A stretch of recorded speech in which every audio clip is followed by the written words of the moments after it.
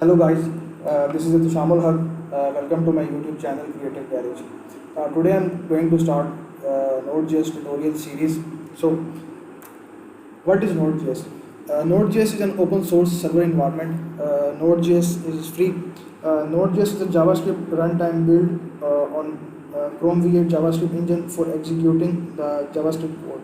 Node.js itself is not a programming language. It is just a framework which is written in C++. Note जेस जो है वो हम various platform में उसको चला सकते हैं, विंडोज़ है, लाइनक्स है, मैक वगैरह में। और नोट जेस हमें अलाउ करती है कि हम जावास्क्रिप्ट का कोड सर्वर इन्वायरमेंट के ऊपर रन कर सकें।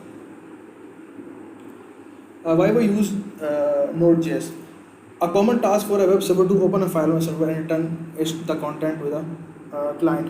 अब जैसे हमारे पास सिंक्रोनस प्रोग्रामिंग लैंग्वेज में होता है, जैसे कि PHP, ASP.NET और जावा में, उसमें क्या होता है कि जब सेंडर रिक्वेस्ट भेजता है सर्वर को, तो सर्वर उसकी एग्जीक्यूशन परफॉर्म करता है और उसकी एग्जीक्यूशन परफॉर्म करने के बाद उसका जो भी कंटेंट होता है वो क्लाइंट को रिटर्न होता है।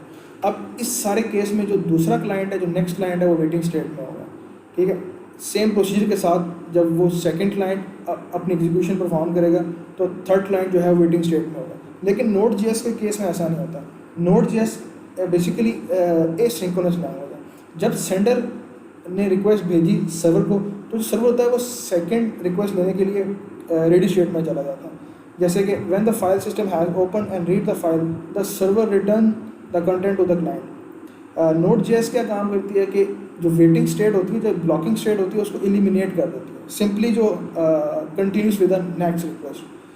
नोट जेएस जो है वो सिंगल थ्रेडेड है, उसको हम मल्टी थ्रेडेड कर सकते हैं, नॉन ब्लॉकिंग है, एसिंक्रोनसली प्रोग्रामिंग उसमें हम कर सकते हैं, जो कि बहुत ज़्यादा मेमोरी एफिशिएंट है।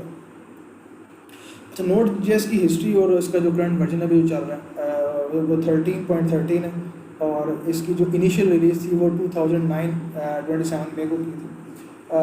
Note JS open source programming language है, और उसके लिए जो पैकेजेस यूज़ करते हैं वो है नोट पैकेज मैनेजर। जैसे हम जावा में और जार और न्यूगेट पैकेज यूज़ करते हैं फॉर ASP.NET।